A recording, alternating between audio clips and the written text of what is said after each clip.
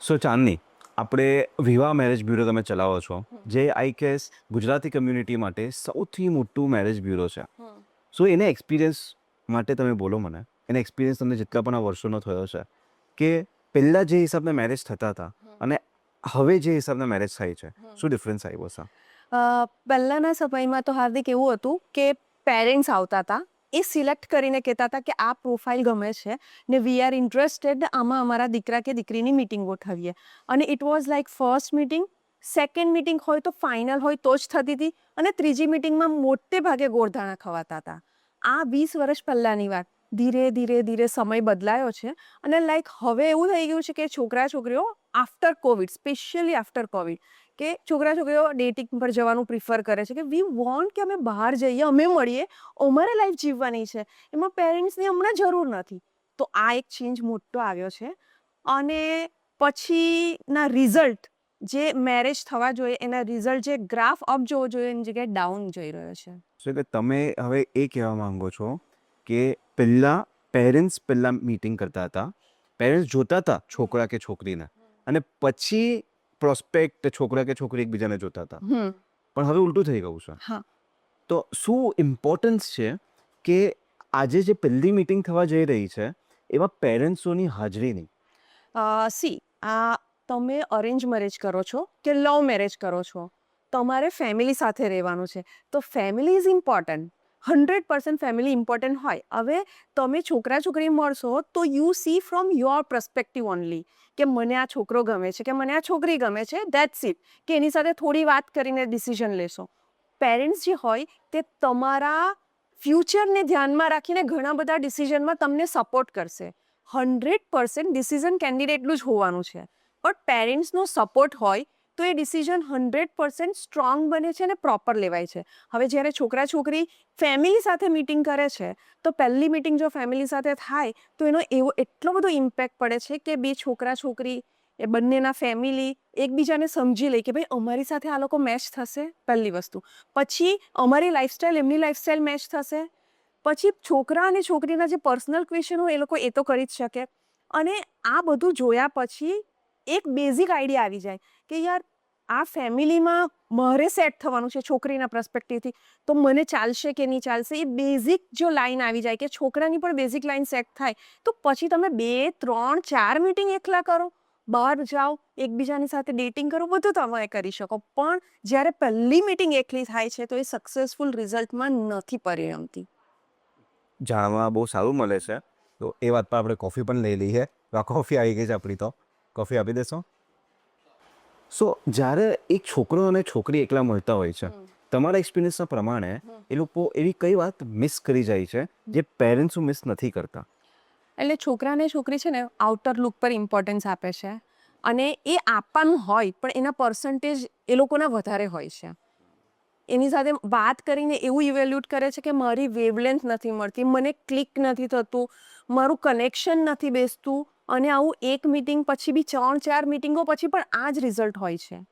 જ્યારે તમે arrange marriage કરો છો ત્યારે તમને કોઈનો સપોર્ટ હોય એ જરૂરી છે. લવ મેરેજ કરવાના એને જરૂર નથી પડવાની, પોતાના સેલ્ફ ડિસિઝન પર જાય. પણ જ્યારે તમારું અરેન્જ મેરેજ છે એ વખતે જો તમારા ફેમિલી, જેની સાથે તમને એ લોકોનું અપ્રુવલ તમને જોઈવાનું જ છે, જો ફેમિલીનું અપ્રુવલ મળી ગયું તો તમારું ડિસિઝન બહુ જ સારું આવે અને તમને સપોર્ટ મળે. જો પપ્પાએ પણ આ કીધું, મમ્મીએ પણ આ કીધું, મારી બેન આવું કહે છે, મારો ભાઈ આવું કહે છે, આ બધા પર્સપેક્ટિવ તો મેં વિચારેલા જ નહીં હતા. શું એવું કોઈ દિવસ થયું છે કે છોકરા અને છોકરીને એ લોકો જ્યારે મહિલા હોય છે ત્યારે એકબીજાને એ લોકો નથી ગમતા, પણ પણ જ્યારે પેરેન્ટ્સોની સાથે એ લોકો મળે છે, પેરેન્ટ્સો સમજાવે છે કે જો આ છોકરો સારો છે, આ છોકરી સારી છે, અને eventually they settle down together, અને પછી actually they are in love with each other forever. Yes, yes, yes, આવું થયું છે.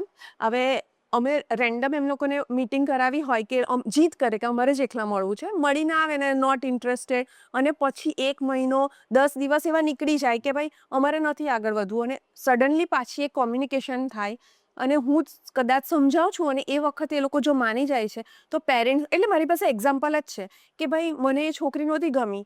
કેમ? તો કે હું એને બેંકમાં જઈને જોઈ આવ્યો હતો. એ તો કંઈ કેવી હતી, પણ એ દિવસે બેંકમાં એનો કોઈ ક્લાયન્ટ સાથે પંગો થયેલો હતો, તો એ વખતે એનું મગજ જ ખરાબ હતું. એ શું વાત કરે ક્લાયન્ટ, એને એનું એનું બિહેવિયર આખું નેગેટિવ હતું.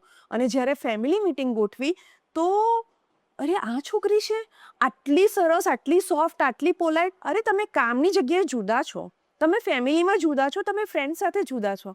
તો ધેટ યુ હેવ ટુ ઇવેલ્યુટ કે તમને જેને ઘરે લાવવાની છે એ વ્યક્તિને, કે જેના ઘરના વ્યક્તિ તમારે બનવાનું છે એને ઘરમાં જ મળો. ને એ વખતે તમે ડિસિઝન લેશો ને તો એ ડિસિઝન બરાબર આવશે. કેમ કે મને પણ આ વસ્તુ બહુ લાગે છે કે જ્યારે તમે પહેલી મીટિંગ કોઈની સાથે કરતા હો છો, એસ્પેશિયલી છોકરા છોકરી એકબીજા સાથે વિધાઉટ પેરેન્ટ્સ, સો એ લોકો એકબીજાને એકદમ જ ગુડી જ વસ્તુ પોતાની દેખાડશે. તમે એક્ઝેક્ટલી. બધા જ તો તમારા એલિમેન્ટ્સ દેખાડતા નથી, બટ એ પેરેન્ટ્સ જસ્ટ બીકોઝ એ લોકો મેચ્યોર છે એટલે એ લોકો જજ કરી શકે છે એ વસ્તુને. શું આ વસ્તુ કેવું આપણે કરેક્ટ હશે? સો બેઝિકલી આપણું કહેવું એ હતું કે આજે અગર એક છોકરો અને છોકરી એકલા મળે છે વર્સિસ એના પેરેન્ટ્સ સાથે એ લોકો મળે છે, તો આપણે એવું કહી શકીએ છીએ કે એ લોકોના પેરેન્ટ્સ સાથે અગર જ્યારે એ લોકો મળશે ત્યારે they will have a bigger and larger perspective of that person. 100%. હવે સપોઝ હમણાં જ એક છોકરાને છોકરીની મારે ત્યાંથી મિટિંગ થઈ, બંને જણા કેફેટેરિયામાં મળ્યા.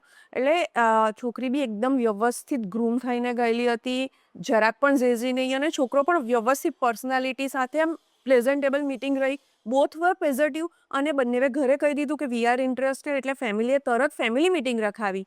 હવે જ્યારે ફેમિલી મિટિંગ થઈ ત્યારે આખું પુશ થઈ ગયું, અને એ બિટવીન જે 10 દિવસ લાગ્યા એમાં છોકરા છોકરી ખૂબ નજીક આવી ગયેલા હતા. હવે ઘરે જઈને જોયું તો છોકરાના ઘરનું ફર્નિચર જોઈને છોકરીના મોતિયા મરી ગયા કે આવા ઘરમાં મારાથી કેવી રીતે રહેવાય. કારણ કે એના ઘરમાં કોઈ ઠેકાણા નહીં હતા. એટલે મિડલ ક્લાસ ફેમિલી હતું, બધા હતા, પૈસા ટકો સારો, પણ લાઈફસ્ટાઈલ બહુ સારી નહીં હતી. તો એ છોકરીને મજા નહીં આવી, કારણ કે તમે સર્ટન લાઈફસ્ટાઈલમાં જીવ્યા હો તો તમને એવું જ હોય તો તમે સારી રીતે જીવી શકો. સામે સરખે સરખું મેચ થવું જરૂરી છે. હવે એ છોકરીને છોકરો બહુ ગમે, એનું ઘરનું લાઈફસ્ટાઈલ, એની ઘરમાં કૂકની મેડની એ બધું પણ એનાથી સહન નહીં થતું હતું. હવે કેવી રીતે કરવાનું? બિચારી રડી, મારે એને શાંત કરવી પડી, બેઝિક કાઉન્સેલિંગ આપવું પડ્યું, અને છોકરાની સાથે એના પેરેન્ટ્સ સાથે બી વાત કરવી પડી, કારણ કે બધાને બધું ગમે છે પણ છોકરીથી આ લાઈફસ્ટાઈલમાં નહીં જીવાય. એટલે આવા બધા અનેક પ્રોબ્લેમ આવે, એને સોલ્વ કરવા માટે પહેલી મિટિંગ તો ફેમિલી સાથે જ કરવી જોઈએ. સો આપણે એવું પણ કહી શકીએ છીએ કે જ્યારે છોકરા અને છોકરી એકબીજાને એકાંતમાં મળે છે, એકલા મળે છે, ત્યારે એ લોકો ખાલી એકબીજાની ગુડી વાતો જ દર્શાવશે, 100%. But they will not actually showcase their entire self, બધી જ પર્સનાલિટી પોતાની. હા. એ ખરાબ જ્યારે એમની સાથે કંઈ થાય છે ત્યારે એ કેવા હોય છે, જ્યારે સિચ્યુએશન એમના અગેન્સ્ટ હોય છે ત્યારે શું કેવા હોય છે, બટ પેરેન્ટ્સ એ વસ્તુને જજ કરી શકે છે ઇઝીલી. હા, ને કદાચ એવું કહેવાય કે ગુડી વાતો જ હોય એવું નહીં, પણ બધી વાતો તો નહીં જ ખબર પડે, કારણ કે એ તમે એની સાથે 365 ડેઝ 24 અવર્સ રહો તો જ તમને બધું ખબર પડશે. પણ તમને એને જાણવા માટે, સમજવા માટે મેક્સિમમ ટાઈમ મળવું જરૂરી છે, એ આ અગ્રી કરું છું. પણ પહેલી મિટિંગ જો તમે ફેમિલી સાથે કરો ને તો તમારા પર્સપેક્ટિવને બહુ સપોર્ટ મળશે અને વાઇડર પર્સપેક્ટિવ બનશે. એવું થયું છે ક્યારેક કે છોકરા છોકરી એકલા મહિલા અને પછી એ લોકો એકચ્યુઅલી લગ્ન માટે વિચારી લીધું, લગ્ન કરી પણ દીધા, પણ પછી એવી ઘણી બધી વસ્તુઓ હતી બંનેના ફેમિલીને related, A just because family સાથે એ લોકો મળેલા નહીં ને એકલા ડિસિઝન લઈ લીધું, પછી ઘણા બધા પ્રોબ્લેમ્સ ક્રિએટ થયા. હા, એટલે એવું થયું છે. એક કિસ્સો એવો છે કે યુવક જે હતો એ બીજા સિટીનો હતો, અને યુવતી હતી એ પણ બીજા સિટીની હતી. Both were working in one city, એટલે એ લોકો ત્યાં મળ્યા, એકબીજાને ગમ્યું અને એ લોકોએ ડિસિઝન લીધું. પણ જ્યારે લગ્નની વાત આવી એ વખતે જ ક્લેસીસ ચાલુ થઈ ગયા, કારણ કે બંનેની કોમ્યુનિટી જુદી હતી. તો અમારામાં આ રિવાજ છે, અમારા આ રિચ્યુઅલ્સ છે, અમારામાં આ ફોલો કરવાનું છે, એટલે એ સ્ટાન્ડર્ડ સેટ કરતી વખતે છોકરા છોકરીને બહુ બધા ઇસ્યુ આવ્યા, કારણ કે ઇનલોઝને પણ બેલેન્સ કરવાના હતા, સાથે ફેમિલી કસ્ટમ્સ પણ જોવાના હતા, અને એની વચ્ચે એ લોકો બંનેની જે ઈચ્છાઓ હતી એ બી પૂરી કરવાની હતી. તો ક્લેશિસ આવ્યા સારા એવા, પણ એ લોકો એવી રીતે મનને મનાવ્યું કે આપણે તો ફેમિલી સાથે નથી જ રહેવાનું ને. પણ યસ, એ લોકોએ મને જ્યારે ઇન્સિડન્ટ શેર કર્યો ત્યારે ઇટ વોઝ વેરી એ કે અમે તમારી વાત નહીં માની, અમે ફેમિલીને ઇન્વોલ્વ નહીં કર્યું, તો we are like very tense in our marriage period. જ્યારે અમારો ગોલ્ડન ટાઈમ હતો એ એન્જોય નહોતો કરી શક્યા સરખી રીતે. કારણ કે family is not about marriage of two people, it is about marriage of two families all together. હા. તમે તમારા પાર્ટનરને સમજી લીધું, પણ તમારો પાર્ટનર જેની સાથે રહે છે, જેની સાથે સંબંધ છે એના, તમે એમને નથી સમજી શક્યા પ્રોપરલી, એમની લાઈફસ્ટાઈલને નથી સમજી શક્યા, એમના રિવાજો નથી સમજી શક્યા, એમની સંસ્કૃતિ નથી સમજી શક્યા, એમનું કલ્ચર નથી સમજી શક્યા, તો તમે એમાં જેલવેલ કેવી રીતે કરી શકશો? It is the perfect misfit, I can say. Yes. અને છે ને આજનું યુથ આ જ બહુ ભૂલ કરે છે કે અમારે એની સાથે લેવા દેવા નથી. વી ડોન્ટ વોન્ટ કે અમારે આ કલ્ચર, આ સંસ્કૃતિ કે આ લેગેસી કે આ વેલ્યુ જોઈએ છે. અમારા પોતાના કલ્ચર, અમારા પોતાની લેગેસી, અમારા પોતાનું જે છે તે. એટલે they are thinking only for two, not to both families. એના લીધે નથી ખબર પણ પાછળથી બહુ બધા પ્રોબ્લેમ્સ આવે જ છે. ને ઇટ સફર્સ, એટલે એમના પોતાનાથી સફર ચાલુ થાય, એટલે એ તકલીફો ચાલુ થાય એ બંનેના ફેમિલી, અને ઇટ સ્પ્રેડ્સ ટુ સોસાયટી. અને આપણે એવું પણ કહી શકીએ છીએ કે જનરલી લોકો મેરેજ કરતા હોય છે after the age of 21, 22 to say 28, 29 generally. અને ત્યારે આ ટાઈમ પર તમે મીટિંગ કરી રહ્યા છો છોકરા છોકરી એકબીજા સાથે, પીપલ આર અ લિટલ ઇમેચ્યોર આ એજમાં, લિટલ. અને જે એ લોકોના પેરેન્ટ્સ હોય છે who are more than 40, 45, 50, they have seen the entire world. એમને બધા જ પક્ષો જોયા છે, એમને બધા જ લોકો જોયા છે. શું ચાન્સીસ છે કે આવા લોકો મચ્યોર છે એના કારણે બેટર ડિસિઝન લઈ શકશે? આપણે ડેફિનેટલી વસ્તુ નથી કહી રહ્યા કે જે ડિસિઝન છોકરા છોકરીઓ લેશે એ ખરાબ જ લેશે, બટ એક મચ્યોરિટી લેવલ, બિકોઝ આપણે આ વસ્તુ પણ ઘણી વખત સાંભળી છે કે મેં લગ્ન 23-24 વર્ષે કરી લીધા અને ત્યારે મને ભાન ન હતી કે કયો વ્યક્તિ સારું હોય ને કયું વ્યક્તિ ખરાબ હોય. એટ ધી એજ ઓફ 35 પછી લોકો આ વસ્તુ કહેતા હોય છે. શું આ મચ્યોરિટી ઇમ્પોર્ટન્ટ છે? મેચ્યોરિટી મેરેજમાં ખૂબ ઇમ્પોર્ટન્ટ છે, પણ એવું નથી કે 21 વર્ષે નહીં હોય અને 40 વર્ષે હોય, એવું નથી. It depends and it's very to person. એટલે એનું અપબ્રિંગિંગ કેવું છે, એનામાં કેટલા વેલ્યુઝ છે, કેટલા એથિક્સ છે, એની ઉપર હોય. પણ આજે 24 વર્ષની ઉંમરમાં અગર છોકરા છોકરી એકબીજાને જોઈ છે, એ લોકો જેટલા પર્સપેક્ટિવ જોઈ શકશે એના કરતાં તો વધારે પર્સપેક્ટિવ મોટી એજમાં જોવાય જ છે, પણ એના માટે થઈને જે લગ્નની એજ લંબાઈ છે એ પણ નહીં લંબાવી જોઈએ. લગ્નની એજની વાત નથી કરતા આપણે અહીંયા. આપણે એ વાત કરીએ છીએ કે 24 વર્ષના 24 વર્ષના છોકરા છોકરી એકબીજાને જોઈ છે, ત્યારે અગર એમની સાથે સાથે પેરેન્ટ્સ પણ એ લોકોને પરખે છે સારી રીતે, તો એમાં બધા જ પર્સપેક્ટિવ જોડાય છે, બધા જ પર્સપેક્ટિવ જોવાય પણ છે. રાધર દેન, કેમ કે 24 વર્ષની ઉંમરમાં આજે વ્યક્તિઓએ વધારે જિંદગી નથી જોઈ, પણ એ લોકોના પેરેન્ટ્સે જોઈ છે, વધારે લોકોને મળ્યા છે. સો જ્યારે એક છોકરા અને છોકરીને એકબીજાને ગમે છે, ત્યારે અગર એ લોકોના પેરેન્ટ્સ પણ એકબીજાને ગમે છે, છોકરા અને છોકરીને ગમે છે, તો એ મેરેજ વધારે સક્સેસફુલ રહી શકે છે. હું તમારી સાથે અહીંયા એક એક્ઝામ્પલ શેર કરીશ. એક કપલ છે, 24-25 વર્ષે એમના લગ્ન થયા છે, વિથ અપ્રુવલ ઓફ ફેમિલી, ને પ્યોરલી ટ્રેડિશનલ મેરેજ છે. અને બીજા પણ અરેન્જ મેરેજ જ છે, જે થયા છે 32-34 વર્ષે. હવે બંને કપલની સરખામણી કરીએ તો પેલું કપલ એવું હતું કે they are like a soft clay. એને બંને ફેમિલીએ જે રીતે ઢાળ્યા એવી રીતે ઢળી ગયા, અને they are living happy marriage life. હવે જે 32-34 વર્ષે લગ્ન થયા છે એ કપલ એક હાર્ડ ક્લે છે. એને ગળવા માટે એમાં બહુ બધી ક્રેક્સ આવે, યુ કેન અન્ડરસ્ટેન્ડ. તો એ લોકોના રિલેશનશિપમાં છોકરો કે છોકરી બંને જણા એડજસ્ટ થવા માટે તૈયાર નથી હોતા, અને બંને વચ્ચે કચકચ ચાલે છે. મારું આમ, હું આમ કરું છું, મારું આ રીતનું તારું મારું એમાં થાય છે, આપણું લગભગ નથી આવતું. અને જેમ જેમ એજ વધે ને તેમ સ્ટબનિટી વધતી જ જાય છે. તો એને લીધે કેવું થાય છે, મેરેજ લાઈફ બહુ ડિસ્ટર્બ રહી છે. એટલે ભલે આજનું યુથ એમ કે મને તો ચાલે કે હું તો મારી જાત સ્ટેબલ થઈશ પછી લગ્ન કરીશ, પણ ધીસ ઇઝ ધ રિયાલિટી કે લેટ લગ્નમાં બહુ બધા ક્લેશિસ છે. એટલે જ તો જ્યારે તમે જલ્દી લગ્ન કરી લો છો ત્યારે પેરેન્ટ્સનો રોલ બહુ ઇમ્પોર્ટન્ટ હોય છે, કારણ કે તમે જ્યારે 24 વર્ષ કે 25 વર્ષના હો છો ત્યારે તમે એકબીજાને પ્યાર તો આપી દો છો, પણ જે મચ્યોરિટી આપવાની વાત કરે છે એ પેરેન્ટ્સ આપી શકે. અને સૌથી ઇમ્પોર્ટન્ટ કેવું છે, પેરેન્ટ્સ ભગવાન પછી, એવું મારું માનવું છે, ભગવાન પછી ઓનલી એન્ડ ઓનલી પેરેન્ટ્સ કે જે પોતાના બાળકોનું સારું ઈચ્છતા હોય છે. તો એ ક્યારેય તમને ખોટા ડિસિઝન ન જ લેવા દે. એટલે જો તમે અરેન્જ મેરેજ કરવાના છો તો તમારા માટે, તમે જો યુવક છો તો તમે સ્ટેબલ થાવ, ચલો લેટ, પણ 26-27 વર્ષે કરી લેવા જોઈએ. અને જો તમે યુવતી છો તો 24 વર્ષે લગ્ન માટે જોવું જ જોઈએ, કારણ કે ત્યાર પછીના બી બહુ બધા ફેઝિસ છે લાઈફના જે જોવાના છે, ને આ રાઈટ ટાઈમ છે જે ત્યારે તમે લગ્ન કરી લો. સર બહુ મહત્વનો ક્વેશ્ચન, જ્યારે ફેમિલીઝ એકબીજાને મળે છે પહેલી વખતે, વોટ ડુ યુ પ્રિફર? ક્યાં મળવું જોઈએ? કેફેમાં, કોઈના ઘરે, કે કોઈ બીજી જગ્યા પર? જો સૌથી ઇમ્પોર્ટન્ટ મારું માનવું છે કે છોકરાના ઘરે હોવી જોઈએ પહેલી મીટિંગ. જ્યાં તમે છોકરીએ જઈને રહેવાનું છે એ જગ્યા જોવી જરૂરી છે. એ ન થાય તો પછી છોકરીવાળાના ઘરે તમે રાખો તો ચાલે, અધરવાઇઝ કેફેમાં. પણ first meeting must be at boys place. પણ છોકરાવાળાને હવે થોડુંક એવું થાય છે કે બધી જ મિટિંગો મારા ઘરે થાય ને એમાં બધામાં લગ્ન તો થવાના જ નથી. સો પછી એનો રસ્તો છે કે કેફેમાં જાઓ, કારણ કે આજકાલ કેવું હોય, બધા લોકો પણ જોતા હોય કે આ છોકરાની ઉંમર થઈ ગઈ છે, એના ઘરે આવન જવન ચાલુ છે, એટલે પેલું નામ ખરાબ થાય કે બહુ છોકરી જોઈએ છે, બહુ લોકોને મળે છે, તો થોડું કેફે તરફ ઢળાણ વધ્યું છે, તો દેટ ઇઝ ફાઇન.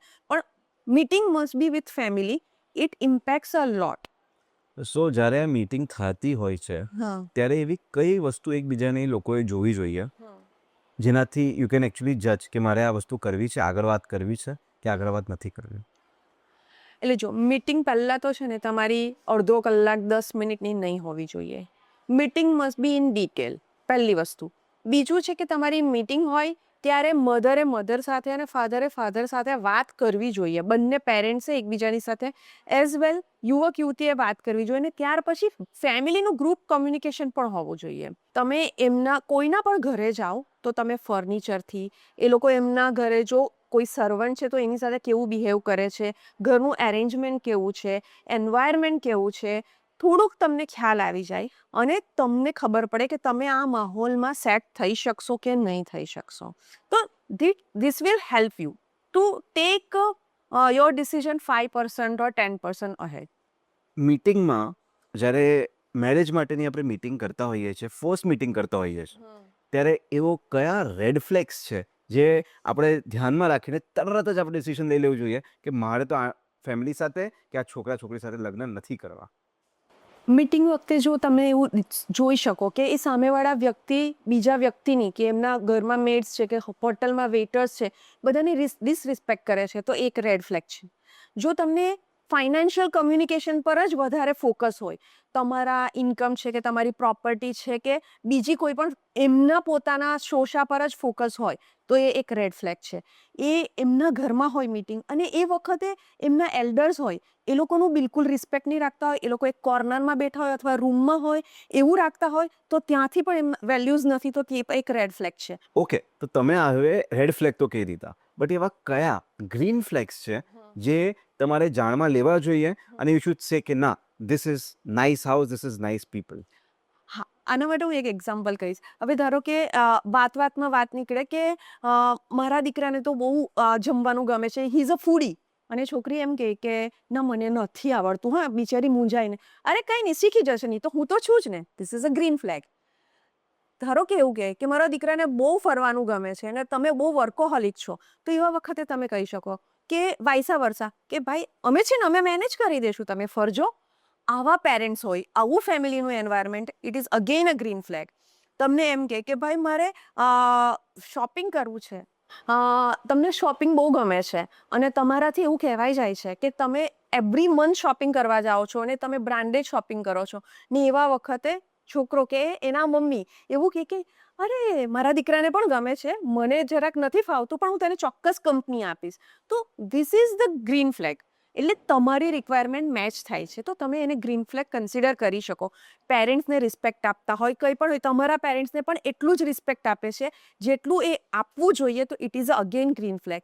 આવી નાની નાની ઘણી બધી વસ્તુઓ છે જે તમારા વેલ્યુ સાથે મેચ થતી હોય, તો it is green flag for you. તો ફાઇન્ડ યોર વેલ્યુઝ કે કઈ છે ને એના માટેના ગ્રીન ફ્લેગ જોઈને ડિસાઇડ કરો. હવે મેઇન વસ્તુ આમાં બીજી એ પણ છે કે નોટ નેસેસરીલી પહેલી જ મીટિંગમાં આપણે કોઈ ગમે કે પછી કોઈ નહીં પણ ગમે, નોટ નેસેસરીલી વી ડિસાઇડ કે ના મને તો આ વસ્તુ માટે જવું જ છે કે પછી આ વસ્તુ માટે નથી જવું. ઓકે, એવી કઈ કઈ બાબતો છે કે એવા કયા કયા ટોપિક્સ છે જેને આપણે ધ્યાનમાં રાખીને આપણે આ ડિસિઝન લઈ શકીએ કે ચલ ને એક બીજી મીટિંગ આપણે રાખી દઈએ? હા, પહેલી મીટિંગ. પાછો ક્વેશ્ચન. હવે બહુ બધી ઘણી વખત આપણે બહુ ઇનડિસાઇસિવ હોઈએ છીએ વસ્તુ ઉપરને લઈને. કે આપણે ખબર નથી પડતી મારે શું જવું જોઈએ, લગ્ન કરવા જોઈએ એની સાથે, કે પછી નથી જ કરવા. ઓકે. આપણે ઇનડિસાઇસિવ હોઈએ છીએ, આપણે Okay. ખબર નથી હોતી. સો એવી કઈ કઈ વાતો છે જે ધ્યાનમાં રાખીને આપણે સોચવું જોઈએ કે ચાલ ને એક બીજી મીટિંગ આપણે ફિક્સ કરીએ. યસ. જેમ કે બીજી મીટિંગમાં કદાચ વસ્તુ આગળ જઈ શકે છે, Yes. કાં તો પછી બીજી મીટિંગમાં કદાચ આપણે ક્લિયર થઈ શકીએ છીએ કે મારે આગળ નથી જ જવું. તો એવી કઈ કઈ વસ્તુઓ છે? હવે તમારી મીટિંગ થાય ને પછી તમે જે ડિસિઝન લો કે નથી જવું, એ મોટે ભાગે તમે એકલા મળીને ડિસિઝન લેતા હોવ છો. ફેમિલી સાથે લો છો ને એમાં નેગેટિવ આવે છે તો તમે લગભગ સાચા છો. ત્રીજું કે તમે ડાયલેમામાં છો કે તમારે શું કરવું છે, તો એવા વખતે તમે કન્સલ્ટ કાઉન્સેલર લાઈક અસ કે અમે તમને ગાઈડ કરી શકીએ. ને હંમેશા પહેલી મીટિંગમાં તમે 50%થી વધારે નેગેટિવ હો તો અટકવાનું. અધરવાઇઝ તમે ઘણા બધા પોઈન્ટ્સ રાખી શકો છો કે જો તમારી વાત થઈ હોવી જોઈએ કે એનું ફેમિલી માટે કેવું ઇન્ક્લિનેશન છે, ફેમિલી ઓરિએન્ટેડ છે કે નહીં, એના વેલ્યુઝ કેવા છે, કરિયર ગોલ્સ કેવા છે, અને એ શું એના લાઈફ પાર્ટનર પાસેની એક્સપેક્ટેશન છે. આ બધા ક્વેશ્ચનને ઇવેલ્યુટ કરીને કે એ બધા ક્વેશ્ચનને સમજીને સેકન્ડ મિટિંગનો થોટ આપી શકો. પણ ઓલવેઝ પહેલી મિટિંગમાં ડિસિઝન એટલે પણ નહીં લેવું જોઈએ કારણ કે તમે મળ્યા છો એ વખતે તમારા ને એના પર્સપેક્ટિવ મેચ નથી થયા. તમે ખાલી એક બેઝિક ઇન્ટ્રોડક્શન માટે મળ્યા છો. તો તમે 2-3 વાર મળો ને પછી જે ડિસિઝન આવે ને એ લગભગ સાચું પડે. સો હા, આપણી જેટલી પણ ચર્ચા થઈ એમાં એક વસ્તુ બહુ જ ક્લેરિટી વર્ષ ખબર પડી આપણને કે પહેલી મીટિંગ કરો તો કેન્ડિડેટ સાથે સાથે પેરેન્ટ્સોની પણ હાજરી ઘણી જરૂરી છે, ઘણી જરૂરી ખૂબ જ જરૂરી છે. ખૂબ જ જરૂરી છે. પણ એવું આપણે કહી શકીએ છીએ કે બાય ચાન્સ કેન્ડિડેટ્સ એકલા પણ મળે છે, હા. તો એ લોકોએ ઘરે જઈને કઈ કઈ વસ્તુની ચર્ચા કરવી જોઈએ Yes. પોતાના પેરેન્ટ્સ સાથે, જેનાથી ડિસિઝન ઇઝી અને સાચો લેવાઈ શકે છે. હા, તો આના માટે છે ને ઘરે જઈને કેન્ડિડેટે બધી ડિસિઝનની ડિસ્કશન કરવું જોઈએ. આઈ કેન સે ઈચ એન્ડ એવરીથિંગ કે ભાઈ આ વસ્તુના પોઈન્ટ્સ અમે ડિસ્કસ કર્યા અને મે બી હું આ કદાચ કોઈ સ્કીપ કરી ગયો હોઉં તો શું કરવાનું, તો એ બીજા મિટિંગનો અવકાશ રહે. અથવા તો પહેલી મિટિંગ જે કરી તે એનું 100% ડિસ્કશન કરીને બીજી મિટિંગ માટે પેરેન્ટ્સની સાથે એકવાર મળવું જોઈએ કે બીજી મિટિંગ કરીએ. ચલો મેં એકવાર તો મળીને મારા હિસાબે મેં 40-50% માર્ક્સ આપી દીધા, તમે મળીને એ 40%ના 70 લઈ જાઓ અથવા 40%ને 10 પર લઈ આવો. પણ એક વખત ફેમિલી સાથે બીજી મિટિંગ કરવી જોઈએ અને કયા પોઈન્ટ તમે ડિસ્કસ કર્યા છે એ તમારે 100% પેરેન્ટ્સની સાથે ઇન્ફોર્મ કરવું જ જોઈએ. શું ચાન્સીસ છે કે આજે જ્યારે કેન્ડિડેટ્સ એકલા મળે છે એકબીજાને, મેચ્યોરલી એ લોકો એકબીજા સાથે વાત કરીને ડિસ્કશન લઈ શકે છે? I am not talking about who is more than 28-30. હું વાત કરું છું જે ખૂબ જ યંગ છે આજે 22, 23, 24 યરની એજમાં. શું ચાન્સીસ છે કે એ લોકો મેચ્યોરલી ડિસિઝન કોઈ પણ લઈ શકશે? અગેન એ જ વસ્તુ કે maturity is depend and it's very to person. એટલે એવા કોઈ ચાન્સીસ નહીં આવે.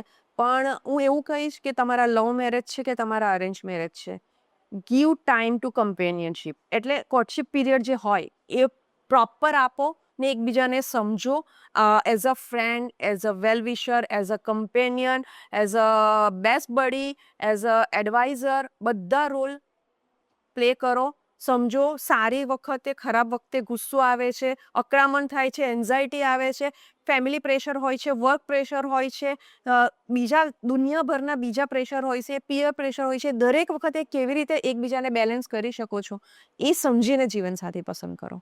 અને આજકાલ એક નવો ટ્રેન્ડ નીકળ્યો છે જ્યાં છોકરા છોકરી એકબીજાની સાથે મિટિંગો પોતાના ફ્રેન્ડ્સને લઈને જાય છે. એના વિશે તમારે શું કહેવું છે? નહીં લઈ જવા જોઈએ. કેમ? તમારા જીવનનું ડિસિઝન તમારે લેવાનું છે. નહીં તો તમે તમારા ફ્રેન્ડ પર ડિપેન્ડ રહેશો ને એ નહીં કરવું જોઈએ પહેલી વસ્તુ. બીજી વસ્તુ કે તમારે પહેલાં જે વાત કરવી છે એ તમારી વાત હોવી જોઈએ. ઇફ યુ આર કોન્ફિડન્ટ તમે પછી તમારા ફ્રેન્ડને ઇન્વોલ્વ કરો. પહેલાં હંમેશા ફેમિલી આવે પછી ફ્રેન્ડ્સ આવે. હવે આજના યુથ જો સમજે તો બહુ જ સારું છે. ના, પણ આજના યુથ માટે તો એવું પણ છે ને કે ફ્રેન્ડ ઇઝ માય ફેમિલી. પણ કદાચ એ લોકોને આ વસ્તુ ખબર નથી પડતી કે when you are in college, when you are in school, ત્યારની એક જે ફ્રેન્ડશિપ હોય છે, નોટ નેસેસરીલી તમારા 50 ફ્રેન્ડ હોય છે તો તમારા એટ ધી એજ ઓફ 35 પણ 50 ફ્રેન્ડ હશે. કદાચ હશે તો બહુ સારા, બહુ સરસ વસ્તુ છે, પણ એમાંથી કદાચ એક કે બે જ રહેશે. યસ. ને એક કે બે રહેશે કે નહીં એવું પણ જરૂરી નથી. એટલે I am not against of friendship, પણ જ્યારે તમારું લાઈફનું ડિસિઝન છે એ વખતે તમે હોવા જોઈએ. Second is your family. અને ઇફ યુ આર કોન્ફિડન્ટ તો જ તમે ફ્રેન્ડને કહો. આમાં બે વસ્તુ છે. બની શકે કે તમારી ના થાય તો યુ વિલ બી બુલી, અને જો હા થાય તો ભાઈ કંઈ પણ થઈ શકે. પણ વાય તમારે કેમ આ વિષયને મોટું કરો છો? તમારું ફોકસ વ્યક્તિ પર હોવું જોઈએ, વ્યક્તિના વેલ્યુઝ પર હોવું જોઈએ, તમારું ને એની સાથેના કમ્પેનિયનશિપ પર હોવું જોઈએ. ત્યારે ફ્રેન્ડશિપ ઇન્વોલ્વ નહીં હોવી જોઈએ, કારણ કે બંને અલગ જ છે. એટલે બેલેન્સ નહીં થશે મારા હિસાબે તો. તો ચાંદની, આ વખતની ચર્ચા જે પણ આપણી થઈ એમાં એક વસ્તુ આપણે ખબર પડી છે કે ફર્સ્ટ મીટિંગમાં ફેમિલીને ઇન્વોલ્વ કરવાનું જરૂરી છે. બહુ જ વધારે જરૂરી છે. આવા જ ઘણા બધા સારા ટોપિક્સને રિલેટેડ આપણે મળ્યા કરશું, આપણે લોકો વાત કર્યા કરશું. થેન્ક યુ અત્યાર માટે thanks a lot four talking two us. Thank you Hardik.